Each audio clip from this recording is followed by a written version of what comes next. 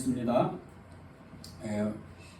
우리 수요예배 성경 통독 계속 진행하고 있는데 오늘은 이제 41번째 이렇게 성경을 통독하고 누가복음 오늘 1장에서 24장 통독하는 시간입니다. 하나님께서 성경을 우리에게 주시는 것은 하나님의 뜻과 하나님의 계획, 하나님의 말씀들을 알려주시고 또 우리에게 하나님의 나라를 주시기 위함입니다. 이 성경을 읽으면 읽을수록 예수님에 대한 눈이 열리고 또 그분의 뜻과 그분의 마음을 아는 그 눈이 열려서 믿음으로 살 수 있는 겁니다. 오늘 이 누가복음은 1장에서 24장으로 되어 있는데 이 누가복음의 저자는 의사 누가입니다. 이 의사 누가는 성경을 두 권 기록했는데 누가복음하고 그리고 사도행전입니다. 그래서 이 누가 행전이라고 그렇게 이야기하는 분들도 있습니다. 그래서 누가복음이 이제 먼저고 그리고 또 사도행전이 그 다음에 기록되어졌다 이렇게 이제 이야기하는 분들이 많습니다. 누가가 기록한 이 누가복음과 그리고 사도행전은 데오빌로라는 이 사람, 이 데오빌로라는 이 사람에게 대상을 향해서 기록을 했습니다. 그런데 이 데오빌로라는 단어가 그 데오빌로 각하 이렇게 이야기를 했는데 이 데오빌로라는 이 단어가 이 로마의 그 높은 귀족 중에 한 사람이든지 또 아니면 하나님을 믿는 많은 사람들 이 데오라는 그 단어에 헬라어 단어에 이 데오라는 하나님이라는 이 단어의 어원처럼 이 하나님을 믿는 많은 사람들, 이 사람들을 이야기하는 겁니다.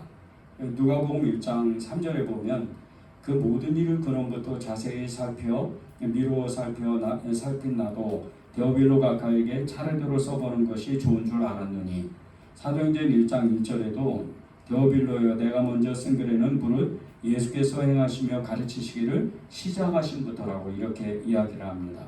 그래서 이 데오빌로라는 사람에게 또는 이 하나님을 믿는 많은 사람들을 대상으로 이 성경이 기록되었는데 오늘은 예수님을 믿는 한 사람, 이 데오빌로라는 사람에게 전하는 복음의 말씀을 따라 말씀을 묵상하고 기도하는 시간을 이렇게 갖겠습니다.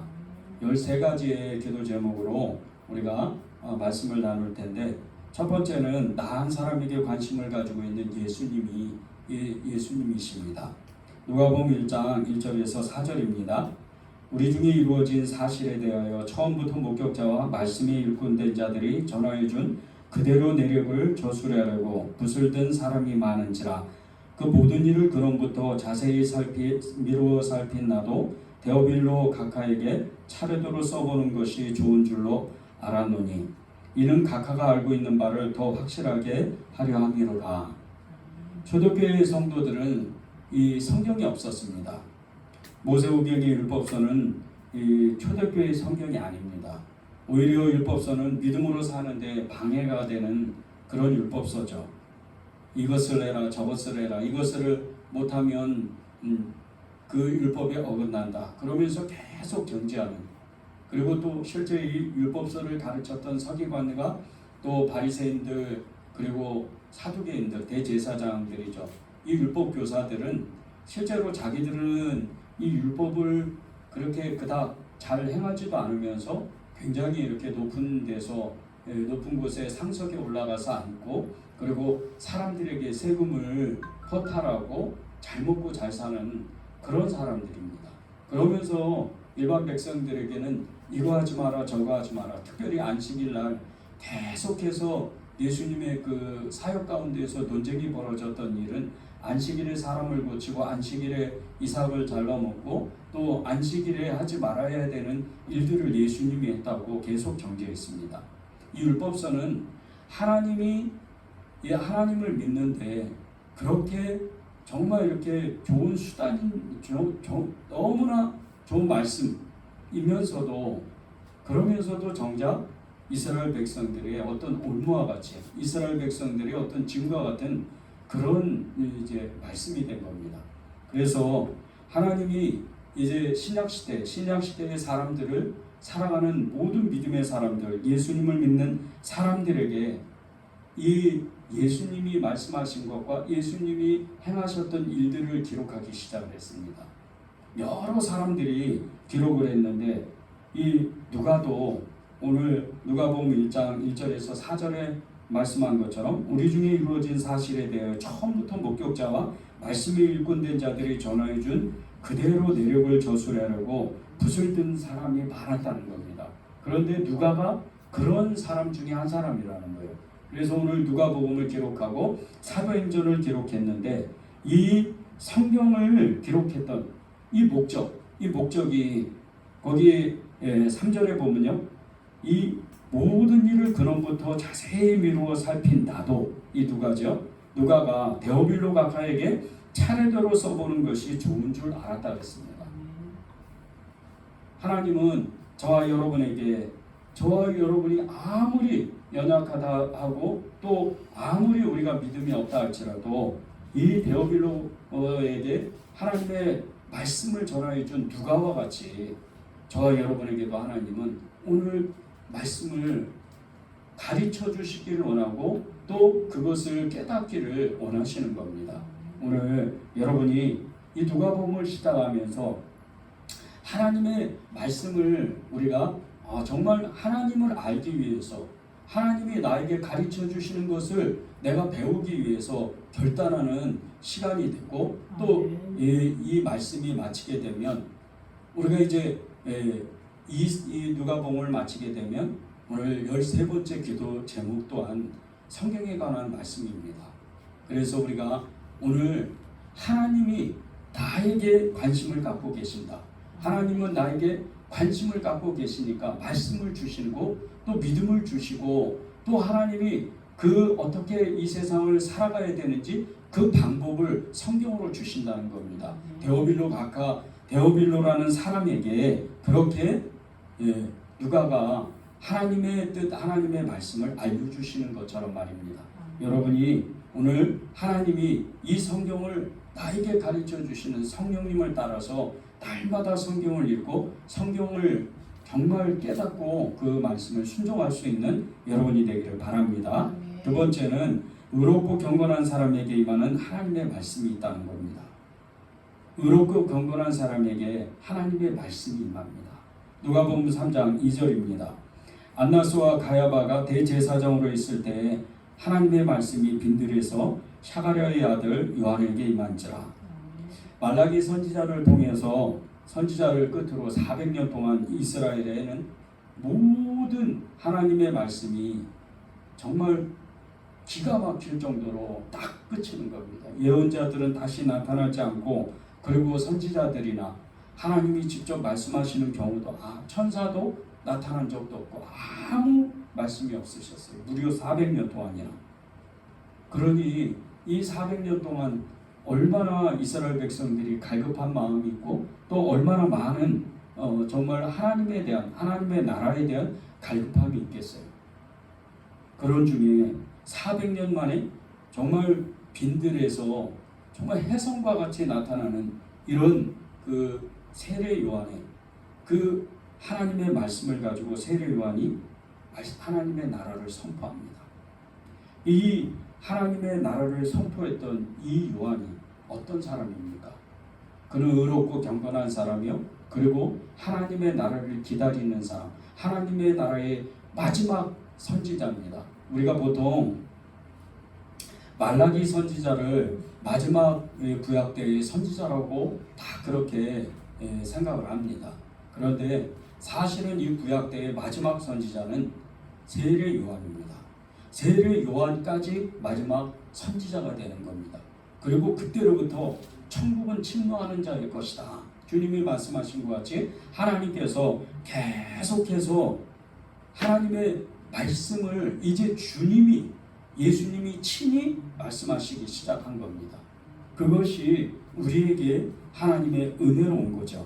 그런데 이 세례 요한은 빈들에 거한 사람이고 그는 낙타털 옷을 입고 그리고 메뚜기 석청으로 음식을 먹을 정도로 정말 세상 것을 탐하지 아니하고 세상의 이 문화를 관심을 갖지 아니하고 오직 빈들의 광야에 나가서 하나님과 독대하고 하나님의 말씀을 연구하고 하나님의 말씀을 정말 받기 위해서 끊임없이 기도했던 사람입니다. 의롭고 경건한 사람. 하나님은 의롭고 경건한 사람에게 이 시대를 분별할 수 있는 하나님의 말씀을 주시고 예언을 주십니다. 저와 여러분이 왜 의롭고 경건해야 되나? 지금 세상은 마지막 시대입니다. 지금 세상은 너무나도 정말 이 세상이 악한 시대고 어려운 시대고 그리고 이 세상 가운데에는 정말 하나님이 없는 것처럼 그렇게 자기 마음대로 사는 사람들이 너무나 많은 세대입니다. 이럴 때 하나님의 말씀과 이상이 시기할 때 이 하나님의 말씀이 시기한 이 세상 가운데에서 의롭고 경건한 사람에게는 하나님의 말씀이 임해서 시대를 분별하고 그리고 이 시대 가운데에서 하나님의 뜻을 전해줄 수 있는 그런 세례 요한과 같은 사람이 되기를 우리 하나님께서 저와 여러분에게 바라시는 겁니다. 여러분이 늘 외롭고 쓸쓸하고 광야에 나가면 그렇잖아요. 정말 이렇게 빈들에 나가서 광야 빈들에 나가서 산다는 것은 정말 잠도 이 돌베개를 야곱과 같이 돌로 베개를 삼아서 잠을 자거나 동굴에서 잠을 자거나 그리고 정말 이렇게 먹을 것이 없이 척박한 그런 땅에서 제대로 잠 한 번 못 자고 제대로 정말 이렇게 문화생활을 겪지 못하는 이런 빈들과 같은 광야에서 그렇게 사는 사람이 얼마나 외롭고 쓸쓸하고 고독하겠어요. 그런데 이 땅 가운데에서 지금도 그렇게 예수님만 찾고 예수님만 붙잡고 예수님만 따라가는 사람들, 이런 사람들을 하나님은 들어서 사용하시기를 원하는 겁니다. 그리고 그런 사람들에게 시대를 분별할 수 있는 눈을 열어주시고 깨닫는 마음과 또 사람들에게 이 세상에 정말 어디로 갈지 알지도 못하고 스스로 지옥불로 정말 유황불로 들어가는 이 사람들을 붙잡아서 예수님께로 인도하는 이런 사람, 생명의 사람으로서 생명을 나눠주는 그런 사람으로 하나님은 그 의롭고 경건한 사람을 세우시길 원하는 거죠. 이 땅에 그리스도인이 모든 그리스도인들의 사명이 무엇입니까? 전도자입니다. 예수님을 전하는 복음 전도자인 거죠. 그런 복음 전도자가 되려면 의롭고 경건해야 하나님의 말씀이 임하고 의롭고 경건해야 성령이 충만해지고 의롭고 경건해야 하나님과 함께 동행하고 하나님의 뜻에 합당한 그런 사람이 되는 겁니다. 여러분이 그런 세례 요한과 같은 말씀이 빈들에서 샤가랴의 아들 요한에게 임한 것 같이 여러분에게도 하나님의 말씀이 임하는 그런 은혜가 임하기를 바랍니다. 세 번째는 약한 사람에게 주시는 하나님의 그 복음의 은혜가 있다는 겁니다. 누가복음 4장 17절 19절입니다. 선지자 이사야의 글을 드리거늘 책을 펴서 이렇게 기록된 데를 찾으시니 곧 주의 성령이 내게 임하셨으니 이는 가난한 자에게 복음을 전하게 하시려고 내게 기름을 부으시고 나를 보내사 포로된 자에게 자유를 눈먼 자에게 다시 보게 함을 전파하여 눌린 자를 자유롭게 하고 주의 은혜의 해를 전파하게 하려 하심이라 하였더라. 아멘. 세상에서 소외되고 무시당하고 연약한 그런 나에게 복음을 주시는 것은 주님의 그 무한하신 사랑, 그 사랑 때문입니다. 하나님의 은혜죠. 값없이 주시는 하나님의 은혜. 내 죄를 사하고 내 형편과 처지를 알고 하나님이 정말 내 심령도 가난하지만 나의 삶의 형편도 가난한 그렇게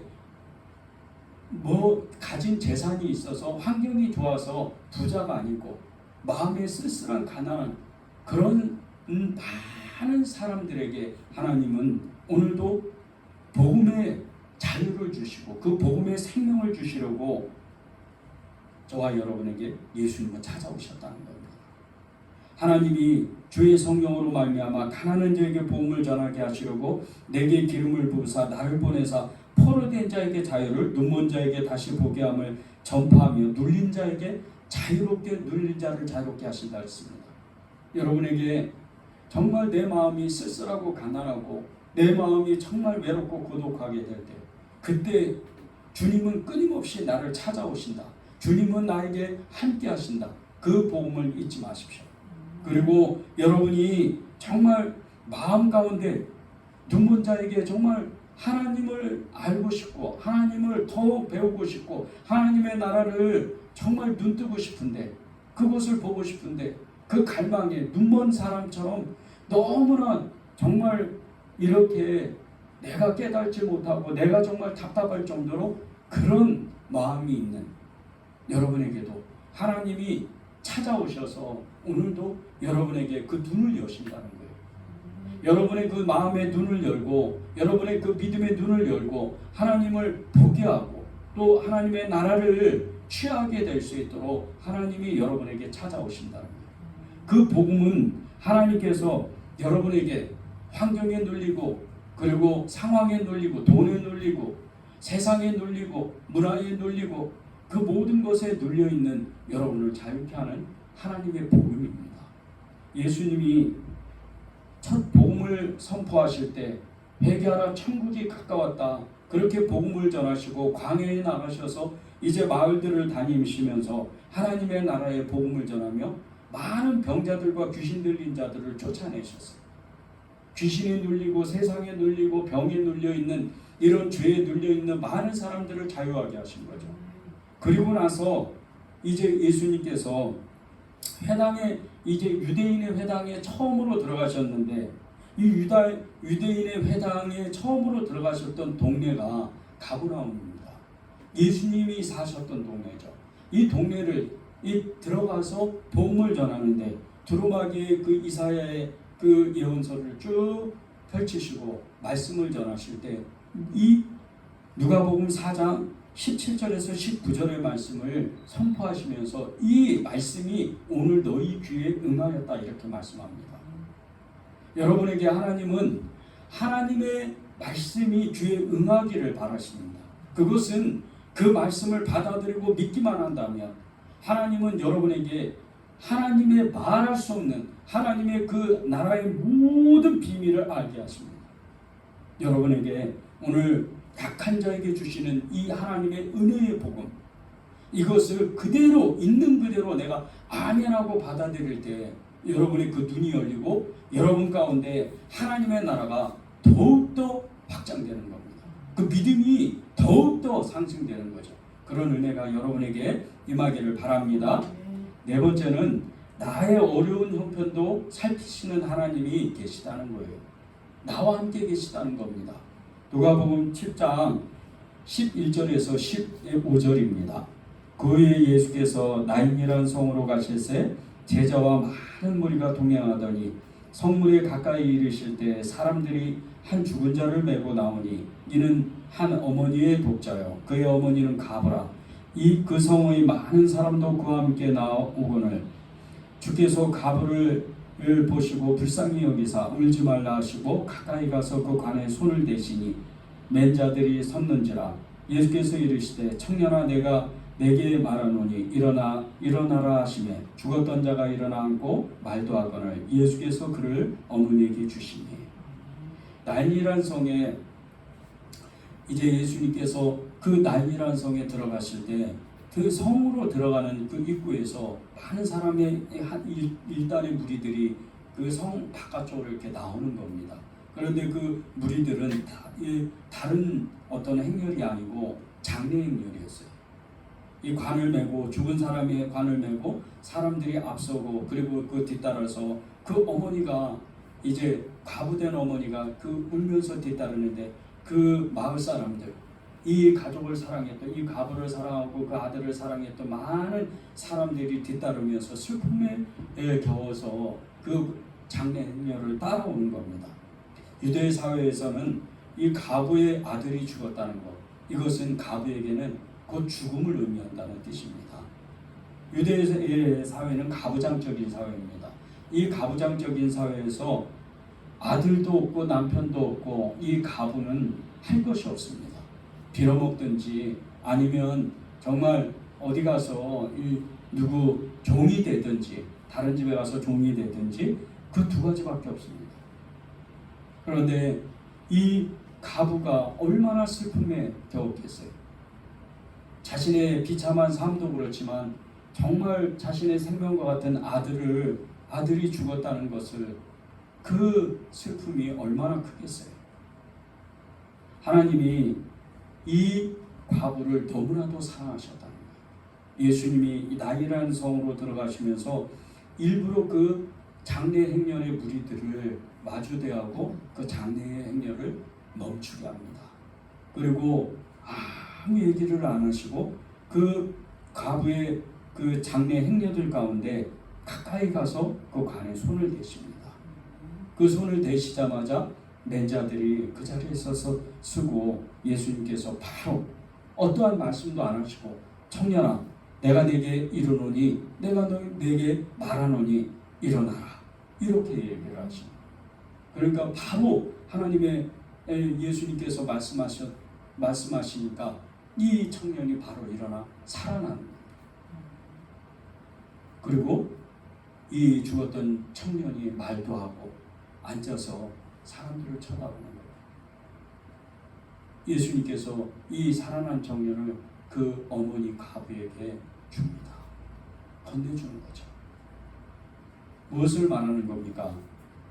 이 과부의 어려운 형편, 이 과부의 이 가정 가운데 슬픔에 겨워서 정말 이 비참한 삶을 앞으로 살아야 되는데 그것을 이미 아시고 예수님께서는 한 가정, 한 생명을 살리는 거예요. 단순히 그냥 아들을 살리는 게 기적이 아니고 또 다른 그 어머니의 생명을 살리는 거예요.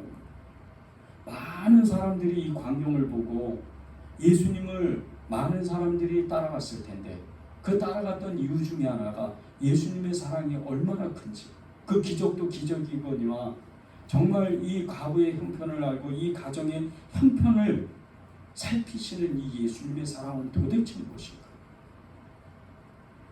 저와 여러분이 삶의 어려움을 겪을 때 예수님께서 이 나인성의 과부의 아들을 살리신 것 같이 하나님이 정말 기적과 같은 일들을 일으키실 때 우리는 때때로 그런 놀라운 기적을 경험하게 될 때가 있습니다. 여러분도 그러시죠? 저도 하나님이 정말 예수님이 아니면 설명할 수밖에 없는 그런 일들이 몇 번 있었습니다. 그런데 그런 일들을 겪을 때마다 하나님이 나를 얼마나 사랑하시고 내 형편을 너무나 정확하게 아신다. 나의 머리털을 다 세시고 내가 앉고 일어섬을 다 아시고 내가 저 수월의 자리를 피고 바다 끝에 자리를 피고 우주의 끝에 저 하늘의 끝에 자리를 핀다 할지라도 주님은 그곳에서 이미 나의 어떤 마음과 슬픔과 괴로움과 기쁨과 즐거움을 이미 다 아시고 그곳에서 하나님은 나를 축복하시려고 하나님의 방법으로 하나님이 가장 좋은 곳으로 내게 채우신다는 것을 경험하게 될 때 우리가 예수님을 고백하고 예수님 한 분이면 충분하다고 고백할 수밖에 없는 것은 하나님은 내가 가장 어려운 때에도 그 형편을 이미 아신다. 여러분이 예수님을 정말 따라가는 것 끝까지 내가 정말 오늘은 응답되지 않고 오늘은 너무나 힘들고 오늘은 내가 이해할 수 없는 그런 일이 있다 할지라도 예수님을 붙잡고 내가 끝까지 믿음으로 산다면 그 끝에 가면 하나님은 그 나인성의 과부의 아들을 살리신 것 같이 하나님의 기적을 저와 여러분에게 주신다는 거예요. 하나님은 반드시 그 약한 중에도 믿음으로 사는 사람 아주 겨자씨만한 그 믿음을 가지고 있어도 이 산더러 들려서 저 바다로 빠치우라 하면 그대로 이루어지는 것처럼 하나님이 하나님께 우리의 없는 믿음을 달라고 제자들과 같이 우리의 믿음 없음을 도와주십시오. 그렇게 간구하고 부르짖을 때 하나님은 하나님의 수준에서 그 믿음을 주시고 우리에게 하나님의 역사를 만드신다는 거예요.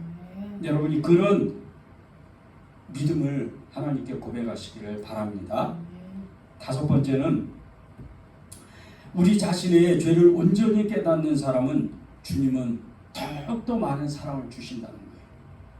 우리가 스스로 우리의 죄가 얼마나 극악한지, 얼마나 우리가 죄가 많은지를 고백하게 되면 하나님은 더욱 크게 역사를 하게 된다는 거죠. 누가복음 7장 47절입니다. 이러므로 내가 내게 말하노니 그의 많은 죄가 사하여졌도다. 이는 그의 사랑함이 많음이라. 사함을 받은 일이 적은 자는 적게 사랑하느니라. 바리새인인 시몬이 예수님을 시험하려고 자신의 집으로 초대를 했습니다. 예수님은 식사 초대를 한 거죠.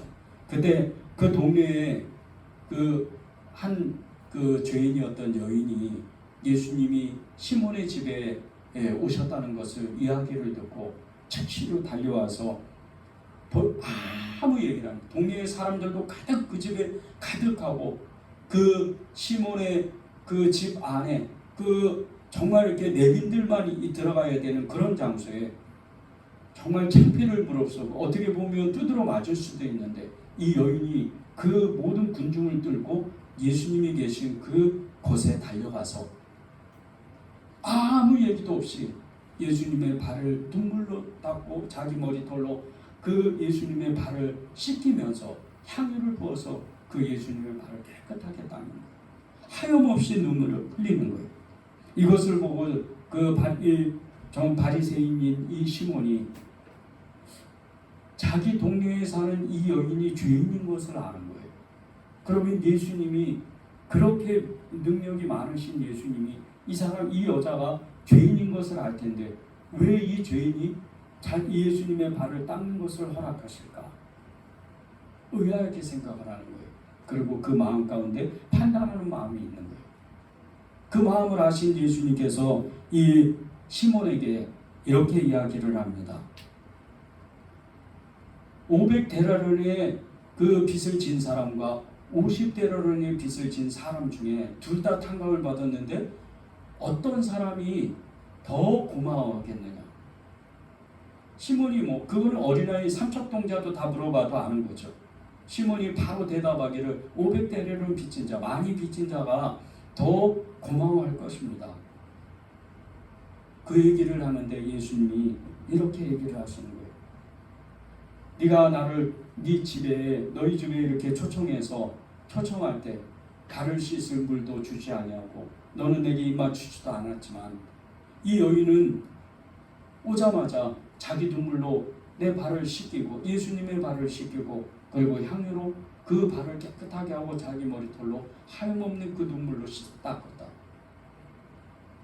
이 행동은 네가 나를 초청할 때에 정말 순전한 마음으로 초청한 게 아니고 이 여인이 정말 그 순전한 마음으로 예수님을 영접하고 대접하는 것처럼 너는 그렇게 사랑이 없었다. 많은 죄가 사하여졌다. 이 뜻은 다른 것이 아닙니다.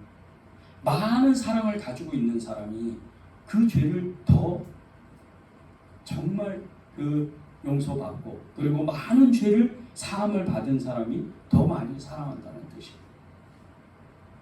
여러분의 죄가 얼마나 크다고 생각을 하세요? 여러분의 죄가 그저 도덕적인 죄, 윤리적인 죄, 그리고 어떤 사회 기준적인 그 법적인 어떤 그 죄들을 그래서 그 죄에서 아무도 모르는 이 죄들을 예수님을 믿었더니 예수님이 내 죄를 사하셔서 그리고 내 죄를 사함을 받고 나는 복음을 믿고 예수님을 믿고 천국 사람으로서 나는 믿음으로 산다. 이렇게 여러분이 여긴다면 여러분의 죄가 아직 얼마나 큰지를 모르는 겁니다. 사실은 정말 죄인 중에 괴수라고 끊임없이 자기를 드러내고 고백했던 이 바울의 고백과 같이 저와 여러분도 베드로가 예수님을 3번이나 부인하고 닭이 울어서 밖에 나가서 뜰에 나가서 눈물로 통곡하고 그리고 그는 예수님이 직접 찾아와서 시몬의 아들 베드로를 계속해서 부를 때 그 베드로가 네가 나를 이 사람들보다 더 사랑하느냐 3번이나 예수님이 물으실 때 그의 죄가 다 사하여지는 경험을 했는데 그는 그 마음 가운데 예수님과 자신만 아는 하나님에 대한 죄, 그것을 알았다는 거예요. 네가 나를 사랑하느냐? 그것은 다른 뜻이 아니고 그 많은 죄를 다 사함 받기까지 내가 너를 사랑하는 것을 너는 아느냐? 그 뜻입니다. 여러분이 정말 많은 죄를 사하여 줬도다.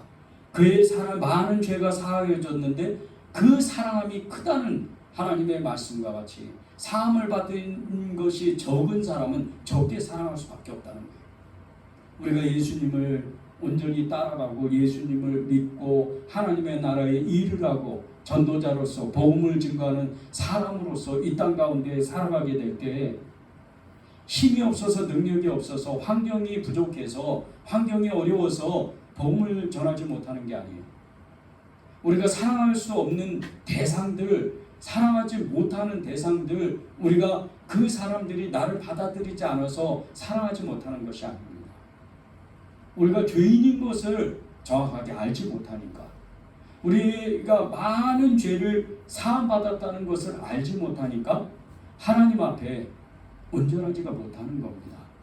저와 여러분이 하나님 앞에 정말 하나님, 저는 죄인입니다. 죄인 중에 괴수입니다. 이렇게 고백할 수 있는 그 믿음의 눈이 열려야 됩니다. 여러분이 하나님 앞에 죄를 용서받고 정말 하나님 앞에 진정으로 그리스도의 그 사랑이 내게 풍성히 넘치고 샘솟듯 솟아오르려면 우리는 하나님의 말씀을 집중해서 읽고 집중해서 그 말씀을 깨달아야 됩니다. 누가복음 15장에도 보면 돌아온 탕자 둘째 아들의 이야기가 나옵니다.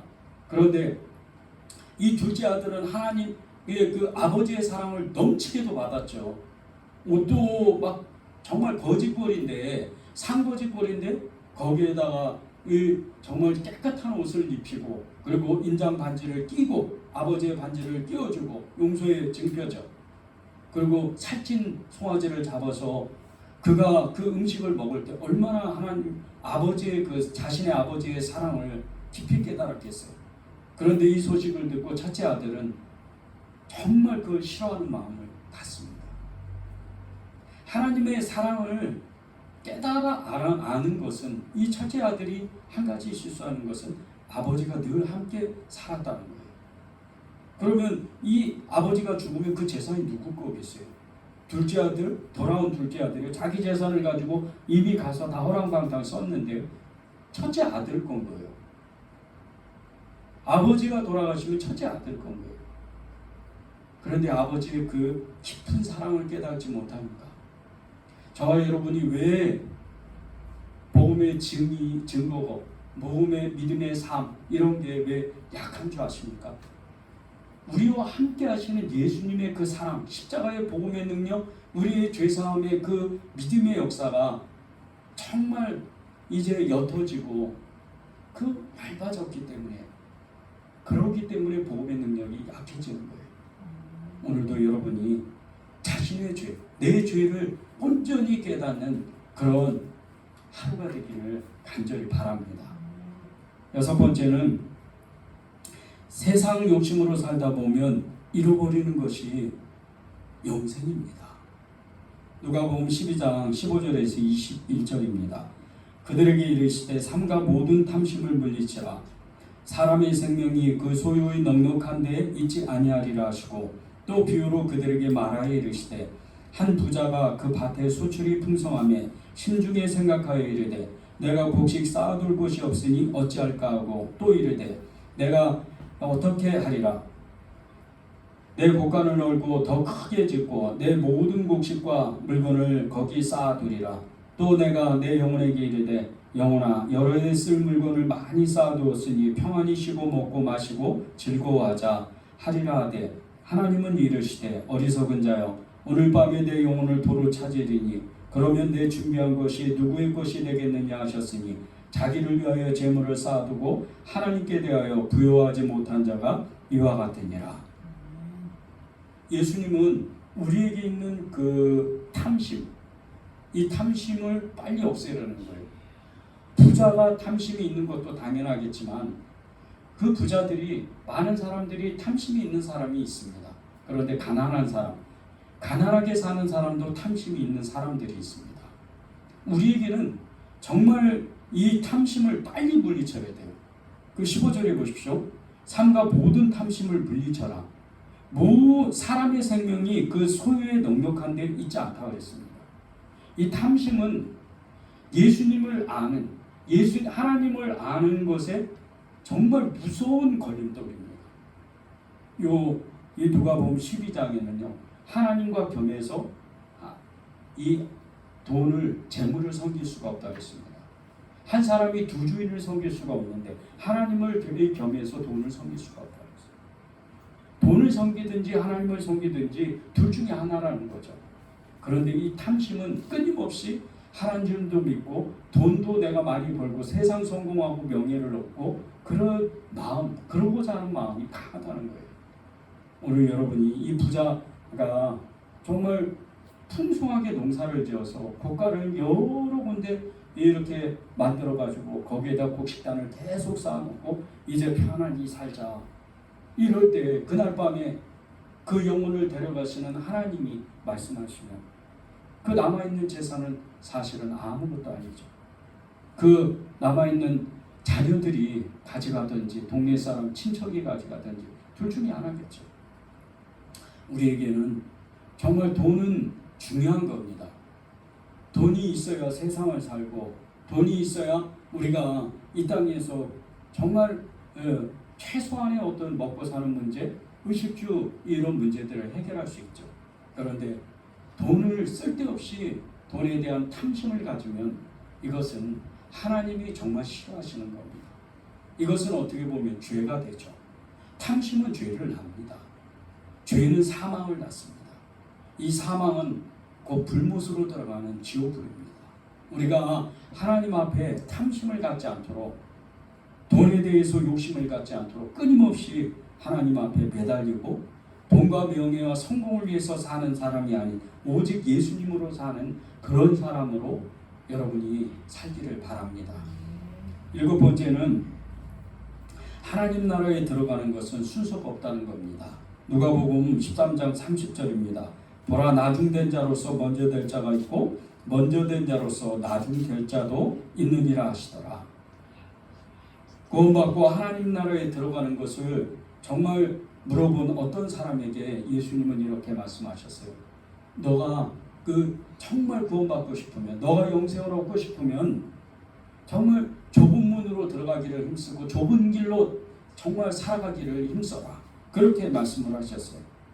그런데 이 구원의 말씀을 많은 사람이 들었지만 사실은 좁은 문, 좁은 길로 들어가기를 원하는 사람은 그렇게 많지가 않다는 거예요. 말씀을 들을 때 정말 이 말씀이 하나님의 말씀이다. 좁은 문으로 들어가야 되고 좁은 길로 정말 내가 스스로 살아가기를 결단하는 사람, 이런 사람은 그다지 많지가 않아요. 그런데 그런 사람들이 구원을 얻는 사람들이에요. 예수님을 따라서 기적과 이적과 표적과 그리고 많은 사람들이 5병이어 기적, 7병이어 기적, 많은 사람들이 그런 기적을 정말 수만 명이 그것을 보고 예수님을 따라왔어요. 그런데 정작 예수님이 정말 내 살을 먹어라, 내 피를 마셔라 이렇게 얘기하고 정말 그렇게 하나님의 나라에 대해서 정말 어비하게 선포하실 때는 많은 사람들이 떠나는 거예요. 그래서 예수님이 너무 가슴 아프셔가지고 제자들에게 너희도 떠나려느냐 이렇게 물어보셨어요. 많은 사람들이 그렇게 됐어요. 그 중에 수많은 유대인들이 예수님의 그 이적 표적을 행하고 심지어는 서기관과 바리새인과 율법교사들, 사두개인들조차 그들조차 중에도 예수님을 보고 저분은 하나님이 보내신 사람이다. 저분은 하나님이 보내신 그런 제사장이고 그런 예언자고 하나님의 사람이라고 그렇게 믿는 사람들도 상당히 많았습니다. 그런 수많은 사람들 그리고 일반 백성들 수많은 사람들이 예수님을 따랐지만 그 뒤에 찾아오는 많은 사람들 중에 사실은 아주 소수가 나오는 거예요. 그런 중에 처음 예수님이 활동하실 때 만난 수많은 군중들도 있었는데 그 사람들은 다 떠나고 나중에 예수님이 이제 승천하시고 나서 제자들이 7 집사를 세우잖아요. 스간 집사서부터 빌립 여러 집사들을 세우는데 그 헬라의 사람들, 이 사람들이 어떤 사람들이에요? 사도와 같은 사람들이에요. 대단한 능력을 나타내고 정말 스데반이 복음을 한번 전파하면 정말 이렇게 유대인들이 그냥 마음에 찔려가지고 돌을 던지고 그럴 정도로 성령의 역사가 엄청나게 강하고 빌립 집사님은 사마리아 성에 들어가서 복음을 전하면 이 병자가 치유되고 귀신이 떠나가고 한 성의 사람들이 하나님 앞에 돌아오는 그런 역사가 일어나요. 하다못해 이디오피아 저기 이 간다게 그 여왕 간다게를 섬겼던 이 넷이 장관이죠. 장관도 이 하나님 빌립을 통해서 하나님의 복음을 들어요. 그럴 정도로 능력이 강해. 이 7 집사들이 먼저 된 자가 나중되고 나중된 자가 먼저 되고 천국에 들어가는 데는 순서가 없어요.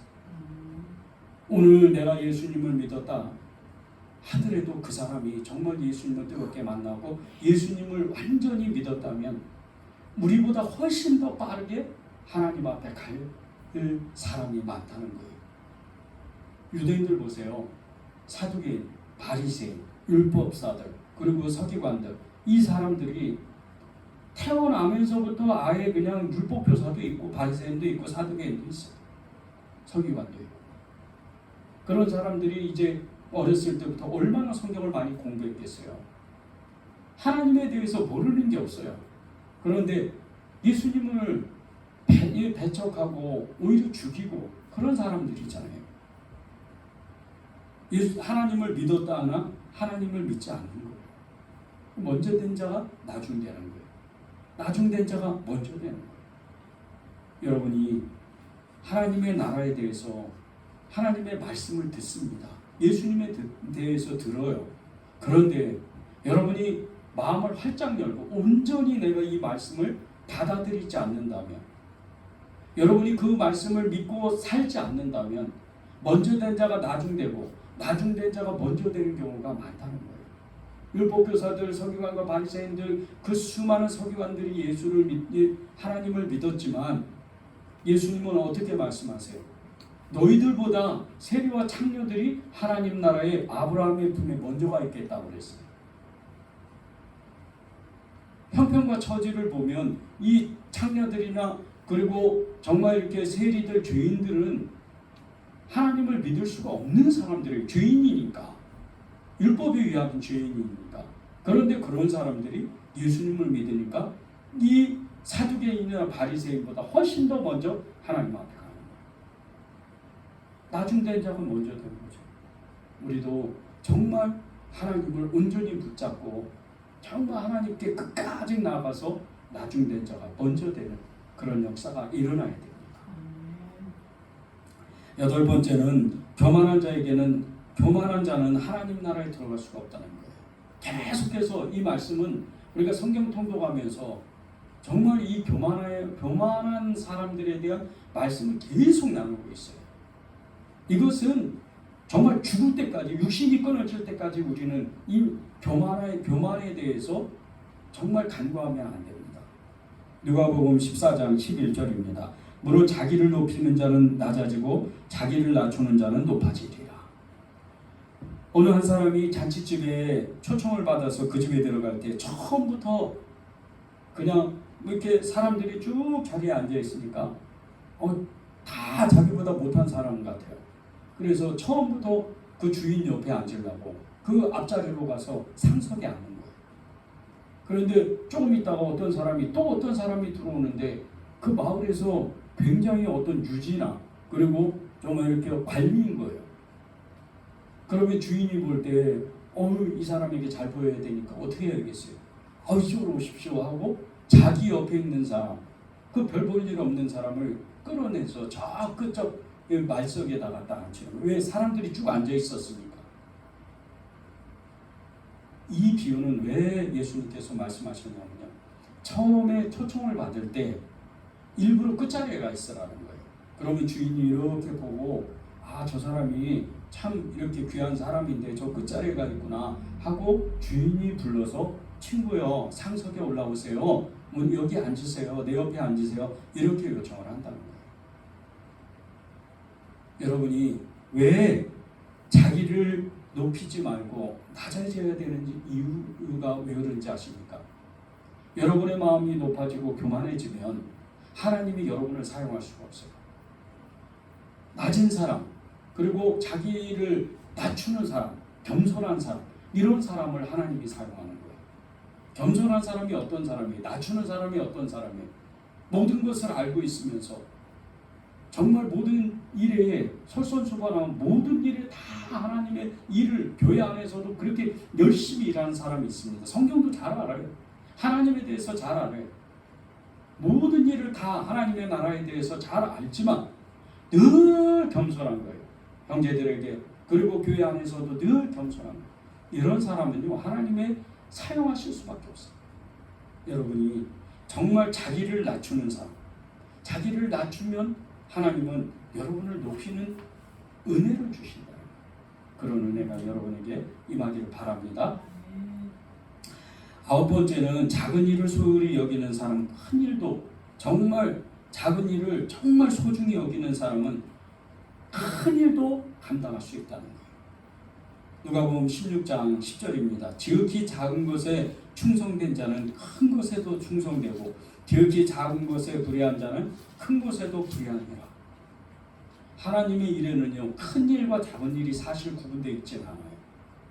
하나님의 일은 그냥 하나님의 일인 거예요. 그런데 우리는 보통요 아주 작은 일들 있죠. 교회 안에서 뭐 쓰레기를 하나 치운다든지 그리고 교회 안에서 어떤 작은 일을 담당을 해요. 이런 일들을 우리가 정말 성심성의껏 이렇게 성실하게 그 일을 감당하게 되면 하나님은 그 사람을 이제 결정적으로 큰 일을 맡기는 거예요. 그런데 작은 일에 소홀하는 사람, 내가 누군데 이런 일을 해. 내가 누군데 이렇게 해. 이런 일은 난 못해. 그런 사람은요 큰 일도 못하는 거예요. 교회 안에는 큰 일 작은 일이 없어요. 하나님의 일에는 큰 일 작은 일이 없는 거예요. 어떤 사람은 교회 지금이야 이제 코로나 때문에 이 밥을 안 하니까 식당에서 밥을 안 하니까 근데 코로나가 끝나고 나면 우리가 식당에서 밥을 하고 그리고 이제 다 이렇게 지금 여러 성도들이 그 식당에서 섬기고 또 청소나 여러 가지로 예배를 섬기게 될 텐데 그런 가운데 어떤 일은 정말 내가 이런 사회적인 위치를 가지고 있고 내가 교회 안에서 어떤 직분을 가지고 있으니까 나는 적어도 이런 일을 해야 돼. 그러면서 작은 일에 소홀하게 되면 결국은 하나님이 그 사람을 사용할 수가 없다는 거예요. 하나님은 작은 것에 충성된 자를 큰 것에도 큰 일도 맡긴다는 거예요. 그러나 작은 것에 충성하지 않는 사람, 그런 사람에게는 큰 일도 맡길 수가 없는 거예요. 사람의 눈에도 그것이 보입니다. 사람의 눈에도 정확하게 그것이 무엇인지 알게 됩니다. 여러분이 정말 작은 일에 소중히 여기고 하나님의 일에 큰 것과 작은 것을 구분하지 아니하고 순종할 수 있는 그런 사람이 되기를 바랍니다. 10번째는 형제가 잘못한 길을 가는 것을 보면 주님의 마음으로 그 사람을 붙잡아주고 권면할 수 있는 그런 사랑이 있어야 돼요. 누가복음 17장 3절입니다. 너희는 스스로 조심하라. 만일 내 형제가 죄를 범하거든 경고하고 회개하거든 용서하라. 하나님 나라에 들어가는 것은 보통 어려운 일이 아니에요. 사실 예수님을 믿는다고 그냥 들어가는 일이 아니에요. 혹자는 예수님의 이름을 부르고 예수님을 내가 정말 믿고 눈물을 흘리고 회개 죄사함을 받으면 끝이라고 생각을 해요. 그래서 그냥 자기 마음대로 그냥 남은 삶을 살아가는 거예요. 그런데 그게 안 돼요. 그것은 끝에 가면 아무도 몰라도 자기가 아는 거예요. 하나님 나라에 나는 들어갈 수 있는 자격이 있는지 없는지를 아는 거예요. 우리가 예수님이 말씀하실 때 누가복음 7장에도 나오죠. 21절 이하에 계속 나오는데 주여 주여 하는 자마다 다 천국에 이를 것이 아니라 그랬어요. 하나님의 사람이 아니라는 거죠. 그런데 그 이야기를 듣던 많은 사람들, 소위 말해서 이제 정말 교회 직분자고 교회 하나님의 일들을 크게 하는 사명자들이죠. 사도들 이런 사람들이잖아요. 그런 사람들이 주여 무슨 말입니까? 제가 주님의 이름으로 정말 죽은 자도 살리고 또 병도 고치고 하나님의 나라를 전파했는데요.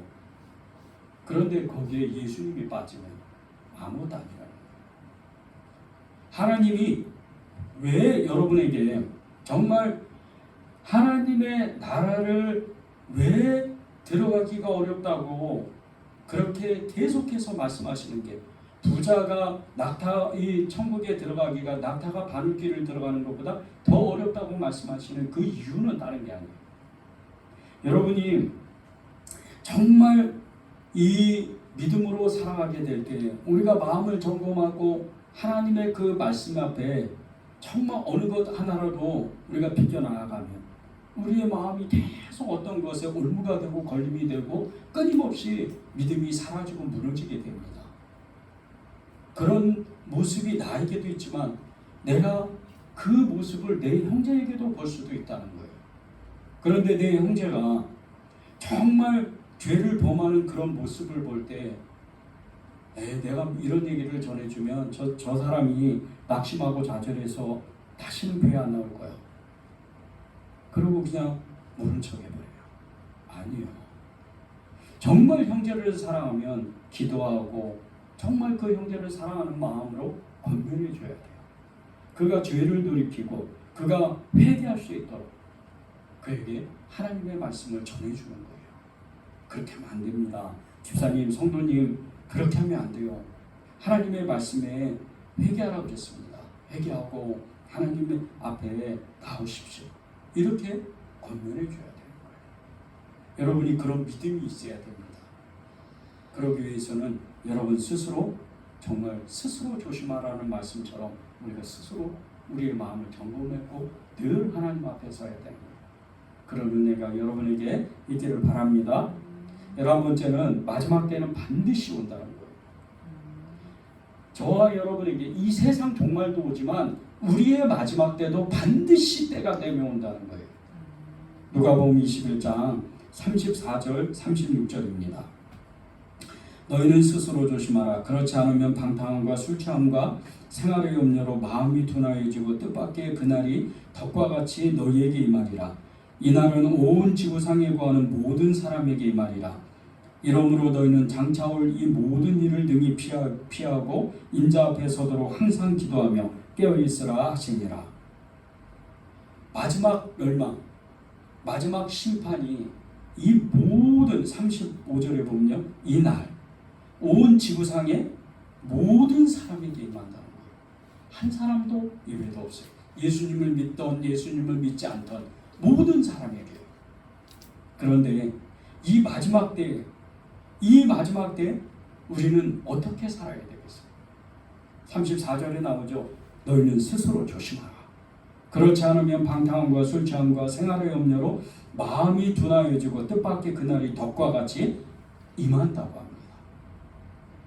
우리가 마음을 겸비하지 않으면 늘 예수님 앞에 정말 세상을 분별할 수 있는 그런 마음으로 예배하고 예수님 앞에 기도하고 예수님을 갈망하고 교회에 모여서 끊임없이 하나님의 일을 감당하지 않는다면 그날이 덕과 같이 임하는데 우리가 밤중에 잘 때인지 우리가 일어날 때인지 밥 먹을 때인지 우리가 집을 살 때인지 자동차를 살 때인지 그 어느 때인지 알지 못하고 어느 날 마지막 심판이 임할 때 우리는 정말 너무나도 안타까운 일들이 우리 스스로도 일어난다. 그러니 늘 우리는 조심하고 세상 가운데 정말 생활의 염려, 방탕함과 술 취함 그리고 마음이 둔하여지지 않도록 늘 우리의 마음을 갈고 닦아서 하나님 앞에 나와야 된다는 거예요. 예수님 앞에 항상 서야 된다는 거죠. 그래서 주님께서 보세요. 이 모든 일을 피하고 인자 앞에 서도록 항상 기도하며 깨어있으라고 36절에 말씀하십니다. 여러분이 늘 깨어있어야 돼요. 12번째 말씀은 주님은 나를 위해서 기도하신다는 거예요. 주님은 끊임없이 나를 위해서 기도합니다. 누가복음 22장 32절에 1절에서 32절입니다. 시몬아 시몬아 보라 사탄이 너희를 밀가부르듯 하려고 요구하였으나 그러나 내가 너를 위하여 내 믿음이 떨어지지 않기를 기도하였느니 너는 돌이킨 후에 내 형제를 굳게 하라. 예수님을 잃어버린 정말 베드로는 우왕좌왕이에요. 예수님을 탁 잊어버린 마음에 잃어버리는 순간 너무 무서운 거예요. 예수님이 이제 그 군중들의 그 무리, 그 군대의 무리, 이 로마의 병정 그리고 유대의 병정들을 통해서 잡혀갔던 이 순간 많은 그 무리들이 있었는데 그 중에 그 무리들이 깨워가지고 너무 두려워하고 예수님을 먼 발치에서 이렇게 바라보고 있는데 아유 3번씩이나 2번은 이제 어떤 여자가 그리고 1번은 어떤 사람이 이렇게 물어보는 거예요. 네가 예수님의 사람이다. 갈릴리 사람이다. 그 도당이다. 이렇게 물어보는 거예요. 너무 무서웠어요. 베드로가. 예수님이 없으니까. 그래서 끝내는 예수님을 저주하고 부인하게 되죠. 그런데 이 사탄이 이 베드로를 정말 예수님을 반 이 가룟 유다와 같이 정말 삼켜버릴까봐 예수님이 미리 기도하셨다는 거예요. 그리고 끝내 그는 회복하죠. 이 베드로를 위해서 기도하셨던 예수님은 저와 여러분도 계속해서 우리를 위해서 기도하신다는 거예요. 지금 천국에서 하나님의 나라 하나님 보좌 우편에서 끊임없이 우리를 위해서 기도하세요. 이거 하나만 믿어도요 우리의 기도는 능력이 돼요. 보세요. 누가복음 22장 31절입니다. 시몬아 시몬아 이거를 그냥 우리의 이름을 붙여보세요. 기호야 기호야 김목사 보라 사탄이 너를 밀가부르듯 하려고 사탄이 김목사 너를 요구하였지만 그러나 내가 예수님이 너의 주님이 너 김목사를 위해서 너 김목사의 믿음을 떨어지지 않기를 내가 끊임없이 기도하고 있다. 네 마음을 돌이켜서 너는 교회를 굳게 하라. 네 형제들을 굳게 하라. 그런 말씀이에요. 이 말씀이 얼마나 은혜가 되는 줄 아십니까? 여러분이 이름을 넣어보세요. 얼마나 강한 믿음인지 몰라요. 이게 예수님은 나와 함께 계시고 나를 위해서 기도하시는구나. 그러면 나도 기도해야지. 그런 믿음을 여러분이 사시길 바랍니다. 마지막으로 13번째 성경을 읽고 깨닫는 마음을 소망해야 됩니다.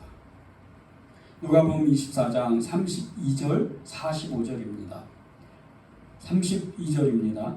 그들이 서로 말하되 길에서 우리에게 말씀하시고 우리에게 성경을 풀어주실 때에 우리 속에서 마음이 뜨겁지 아니하더냐고. 45절입니다. 이에 그들의 마음을 열어 성경을 깨닫게 하시고 부활하신 예수님께서 엠마오로 가는 두 제자를 이제 그중 한 사람 이름이 글로바입니다. 이 두 사람을 찾아오셨어요. 부활하신 예수님이. 근데 이 두 사람은 슬픔에 겨워서 이제 유대 병정이나 로마 병정에 잡힐까봐 제사장들에게 잡힐까봐 이제 자신이 사는 마을 고향으로 돌아가는 길이에요. 예루살렘에서 엠마오 길로 이제 가는 길인데 가다가 보니까 어떤 사람이 이렇게 따라오는 거예요. 그러면서 서로 이야기를 나누고 이제 밤이 됐는데 이 사람이 그냥 가려고 하는 거예요. 그래서 그냥 우리하고 같이 유수가자고. 그러면서 이제 식사 자리에서 떡을 떼는데 떡을 떼시면서 그분이 기도를 하시는데 이 글로바와 두 사람, 이 엠마오의 두 제자가 눈이 확 열려요. 예수님이시구나. 그 순간 예수님이 사라지시죠. 그리고 이 두 엠마오의 두 제자, 글로바와 다른 제자는 이 가던 길을 멈추고 다시 예루살렘으로 돌아가서 제자들에게 살아계신 예수님, 부활하신 예수님을 전합니다. 그리고 이 45절에 보면요, 이에 그들의 마음을 열어 성경을 깨닫게 하셨다고 했어요. 예수님이 부활하신 예수님이 이 예수님 부활하신 예수님을 믿지 않는 제자들, 베드로는 그냥 그 얘기를 듣고 마리아의 그 얘기를 듣고 바로 그 무덤가로 가서 그 예수님이 강보로 쌓였던 그 예수님의 그 천을 쌓던 그거를 보고 예수님이 정말 살아 계셨나 보다. 이제 직접 보지는 못했지만 시체가 없으니까 부활하셨나 보다. 그리고 그걸 믿으면서도 고향으로 돌아갔어요. 베드로는. 그리고 나중에 이제 제자들이 모여서 있을 때 그 한가운데 예수님이 오셔요. 그리고 그들의 믿음 없음을 책망하셔요. 그리고 나서 45절에 그들의 마음을 열어 성경을 깨닫게 하시는 거예요. 이 성경은 다른 게 아니에요. 선지자들이 이사야와 그리고 시편 모든 말씀에 기록되어 있던 말씀들이에요. 예언적인 말씀이에요. 예수님이 메시아가 오시고 그리고 이 대제사장 무리에게 고난을 받아서 십자가에서 죽으시고 3일 만에 살아나리라. 이 예언의 말씀을 그 성경을 통해서 풀어주시니까 이 사람들의 마음이 깨닫는 마음이 생기는 거예요. 그 앞절에 보세요. 32절에 엠마오의 두 제자들에게 예수님이 성경을 풀어주실 때 우리 속에 마음이 뜨겁지 아니하더냐 이렇게 말씀하십니다. 여러분이 예수님 알고 싶으세요? 여러분의 믿음의 삶 그리고 앞으로의 삶과 지금 이 세상에 있는 세상의 어떤 일들이 벌어지는 것을 분별하고 싶으세요? 하나님의 뜻을 알고 싶으세요? 하나님의 그 마음을 알고 싶으세요? 여러분이 전도하고 싶으세요? 하나님의 일을 하고 싶으세요? 하나님의 능력을 갖고 싶으세요? 성경을 읽으세요. 성경밖에 없는 거예요. 성경으로 말미암아 기록된 이 성경.